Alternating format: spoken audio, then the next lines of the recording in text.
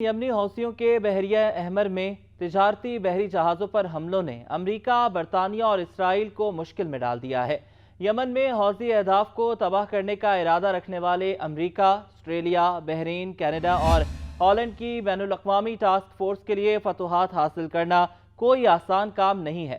حوثیوں کی جانب سے نومبر کے وسط سے لے کر اب تک بحیرہ احمر میں بین الاقوامی اور تجارتی جہازوں پر 30 سے زائد حملے کیے جا چکے ہیں اور ان کے ختم ہونے کے کوئی آثار نظر نہیں آ رہے۔ 23 جنوری کو ایک بریفنگ میں امریکی دفاعی اہلکاروں نے کہا کہ ہم بحیرہ احمر اور بین الاقوامی تجارتی راستوں کے استحکام اور سلامتی کو یقینی بنانے کے لیے اور ان حملوں کا جواب دینے کے لیے مزید اقدامات لینے کے لیے تیار ہیں۔ ان حملوں سے جہاز رانی کی عالمی صنعت متاثر ہوئی ہے اور اس تشویش کا بھی اظہار ہوا ہے کہ اسرائیل اور حماس کی جنگ کے نتیجے میں مشرق وسطی غیر مستحکم ہو سکتا ہے۔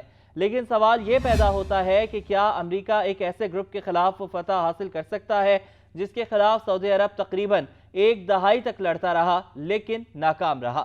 سعودی عرب نے بحیرہ احمر میں ہونے والی ان کارروائیوں پر خاموشی اختیار کر رکھی ہے، جبکہ سعودی عرب کے حوثیوں کے ساتھ امن مذاکرات فی الحال جاری ہیں۔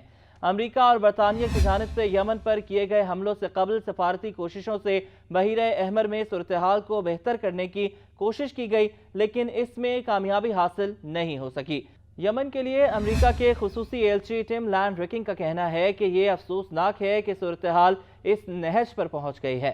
یمن کے سب سے زیادہ آبادی والے علاقوں پر قابض حوثیوں کا کہنا ہے کہ ان کے حملے فلسطینیوں کے ساتھ اظہار یکجہتی کے لیے ہیں، کیونکہ اسرائیل نے غزہ پر حملہ کیا۔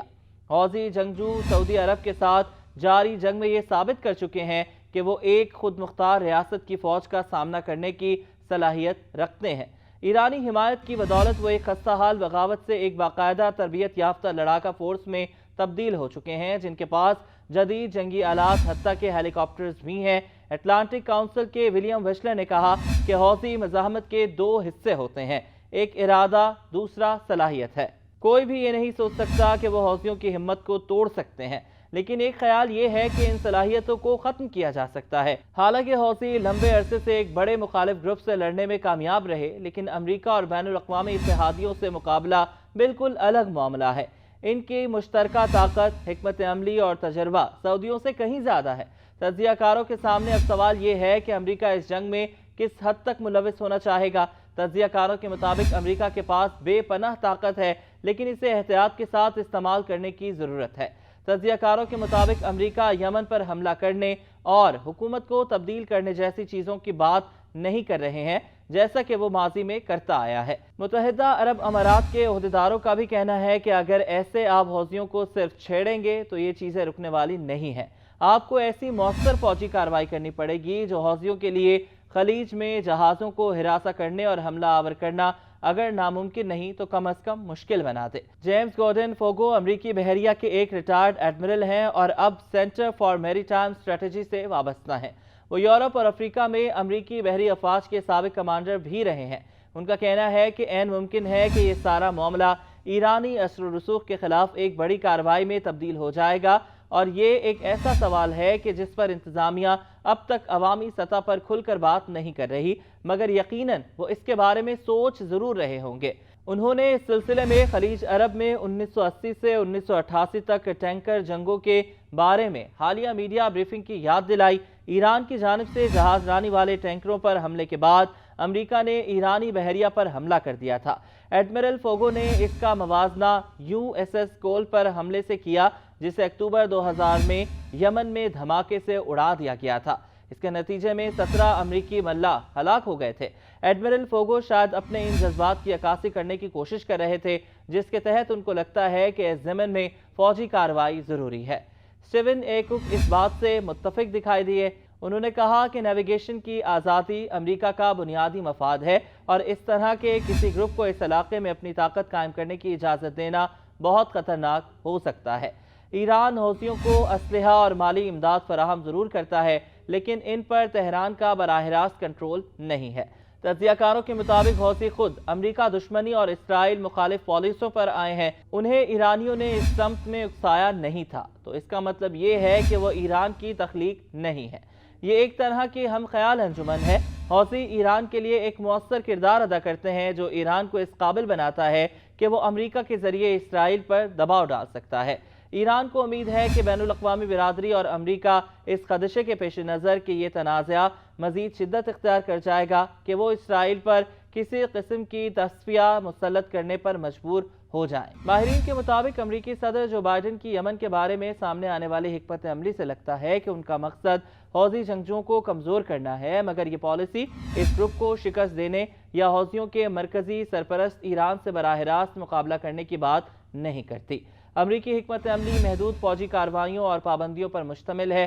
اس سے ظاہر ہوتا ہے کہ جیسے اس کا مقصد حوثیوں کو سزا دینا ہے اور مشرق وسطی میں کسی بڑے تنازع کو پیدا ہونے سے روکنا ہے، اس حکمت عملی کا مقصد بحیرہ احمر میں حوثیوں کی عالمی سمندری جہاز رانی کو چیلنج کرنے کی بحری اور فوجی صلاحیتوں کو کم کرنا ہے۔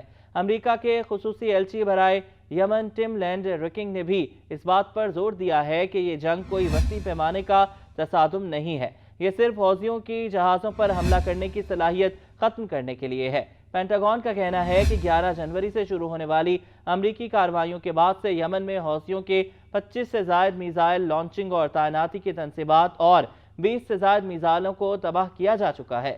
ان کا کہنا ہے کہ ڈرونز، ساحلی ریڈار اور حوثیوں کی فضائی نگرانی کی صلاحیتوں کے ساتھ ساتھ ہتھیاروں کے ذخیرے کو بھی نشانہ بنایا گیا ہے۔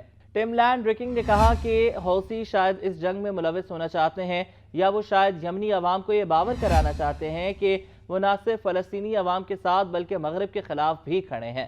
حوثی اب عرب دنیا میں کافی مقبول ہیں کیونکہ ان کا کہنا ہے کہ وہ اسرائیل کے خلاف ایران کی حمایت یافتہ مزاحمتی تحریک کے تحت حماس کی حمایت کر رہے ہیں۔ آپریشن پوسائیڈن آرچر کے تحت امریکی زیر قیادت حملوں نے اب نئے اہداف کو نشانہ بنایا ہے۔ اس سے پہلے حوثیوں کی لانچنگ سائٹس پر پیشگی حملے کیے گئے تھے۔ پینٹاگون کا کہنا ہے کہ میزائلوں کو اس وقت تباہ کیا گیا جب انہیں لانچ کے لیے تیار کیا جا رہا تھا۔ مغربی انٹیلیجنس نے حال ہی میں اندازہ لگایا ہے کہ حوثیوں کے میزائلوں کے ذخیرے کا کم از کم 30% حصہ تباہ کر دیا گیا ہے یا وہ اپنی صلاحیت کھو چکا ہے۔ اس کے باوجود امکان ہے کہ اسرائیل، امریکہ یا برطانیہ سے منسلک بحری جہازوں پر حوثیوں کے حملے جاری رہیں۔ ان حملوں کی وجہ سے یمن میں جہاں بہت سے یمنی ان کے سفاکانہ حکمرانی سے نالاں ہیں، وہیں انہیں مقامی سطح پر کافی پذیرائی بھی حاصل ہوئی ہے۔ حالیہ تصادم انہیں امریکہ سے لڑنے کے اپنے کئی دہائیوں پرانے دعوے کو درست ثابت کرنے کا موقع بھی فراہم کرتا ہے۔ حوثی نہ صرف لوگوں کی حمایت حاصل کرنے میں کامیاب ہو رہے ہیں بلکہ وہ مقدس زمین پر فتح اور جہاد کے لیے بھی بڑھتی ایک بڑی مہم کامیابی سے چلا رہے ہیں۔ ایسے وقت میں جب مقامی سطح پر امریکہ اور برطانیہ مخالف جذبات اپنے عروج پر ہیں، اس معاملے کو خالصتاً فوجی تناظر میں دیکھنا اور اس کے سماجی اور سیاسی اثرات کو یکسر نظر انداز کر دینا دانشمندانہ بات نہیں ہے۔